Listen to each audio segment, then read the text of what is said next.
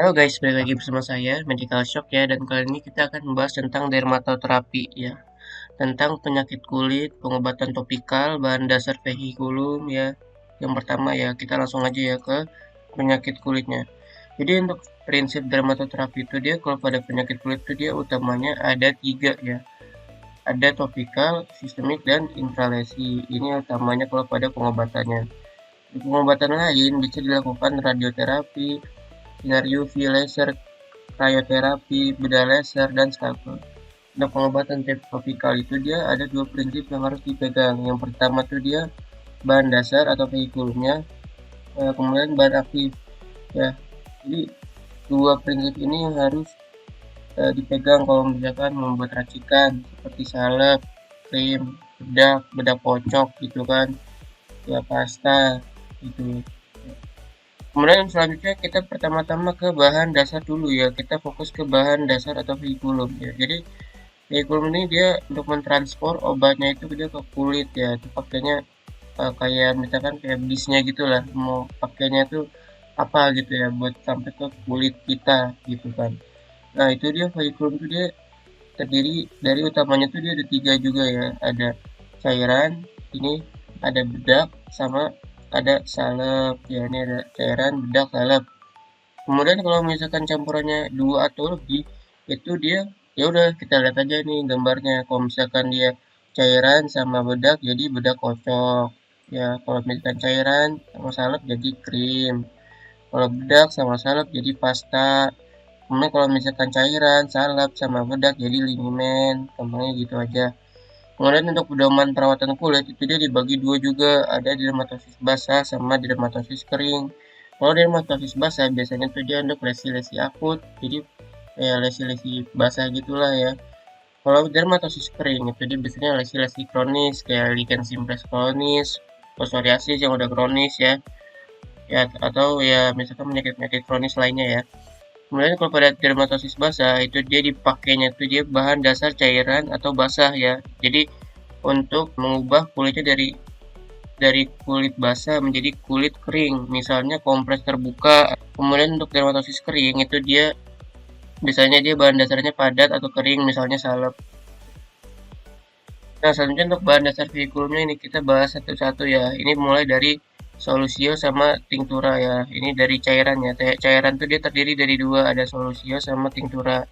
Kalau misalkan solusio itu dia larut dalam air. Kalau tinctura itu larut dalam alkohol ya. Bedanya gitu aja ya solusio. Jadi untuk solusio itu dibagi lagi menjadi tiga, yaitu kompres yang sering dipakai, habis itu rendam, batch atau mandi full bed. Ya, untuk solusio itu dia prinsipnya tadi ya, mengubah kulit yang lesinya basah menjadi kulit kering ya. Atau juga bisa untuk membersihkan kulit ya, yang sakit dari debris seperti sisa-sisa pus, krusta, eksporiasi, erosi yang hasil sekunder ya, pokoknya biar membalikan kulitnya itu menjadi normal lagi, yang normal kembali gitu. Nah, untuk bahan aktif yang sering dipakai pada solusio itu dia bisa bersifat astringen sama antimikrobial ya. Jadi dia bersifatnya untuk menormalkan kulit atau keratinisasi dan bersifat antimikrobial ya. Jadi untuk bakterisida atau bakteriostatik ya, untuk melawan infeksi bakteri gitu kan. Kemudian kompres ya, ini langsung ke kompres. Untuk kompres itu dia dibagi menjadi dua tadi ya. Ada kompres terbuka sama kompres tertutup. Kalau kompres terbuka dia biasanya untuk dermatosis madidans pada dermatitis kontak alergi ya, atau dermatitis lainnya ya yang akut, subakut gitu ya. Itu atau juga bisa untuk infeksi kulit sekunder ya. Kemudian juga bisa pada ulkus kotor yang mengandung pus dan kusta. Untuk efeknya itu dia tadi ya, dari kulit basah menjadi kulit kering. Kemudian juga bersifat dingin, vasokonstriktor, dan menurunkan eritema ya. Jadi dia untuk mengobati kemerahan pada kulit juganya. Kemudian untuk caranya itu dia digunakan kain kasa steril ya, yang bersifat absorban dan non iritasi serta tidak terlalu tebal ya, 3 lapis saja. Balutannya juga jangan terlalu ketat, terus juga kasanya itu dia dicelup ke dalam cairan kompres, kemudian juga diperas ya, lalu ditempel ya ke dalam lesinya, ke terkena lesi kulitnya itu dia sehari 2 kali selama 3 jam ya. Jangan terjadi macerasi, kalau misalkan kering dibasahkan lagi. Kemudian untuk kompres tertutup ini dia indikasinya untuk kelainan kulit dalam. Jadi bisa itu dia kalau misalkan lesinya tuh dia udah sampai ke dermis atau ke hipodermis gitu, misalkan pada limfogranuloma venereum, yaitu biasanya kan lesinya kan dalam ya, jadi pakainya kompres tertutup. Kemudian untuk bahan dasar vehikulum yang selanjutnya itu dia ada bedak salep sama bedak kocok ya. Kalau bedak itu dia efeknya mendinginkan, anti radang, anti pruritus ya, proteksi mekanis lah. Ini biasanya kayak bedak-bedak salisil gitu kan ya, buat obat-obat anti gatal yang topikal gitu kan.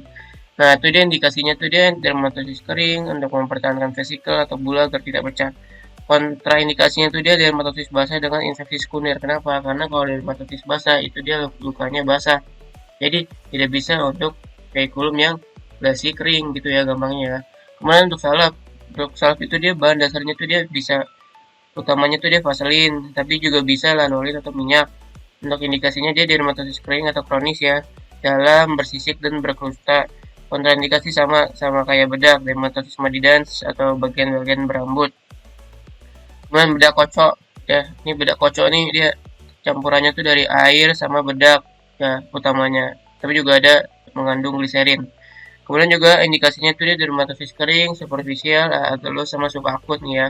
Untuk kontraindikasinya dermatitis madidans, kemudian juga daerah-daerah berambut itu dia tidak disarankan untuk pakai bedak kocok. Kemudian untuk krim itu campurannya itu dia cairan sama salep. Nah, krim ini dia ada ini ya, agak itu ya khas gitu ya. Dia kalau krim itu dia dibagi dua jenis, ada krim WO sama krim OI.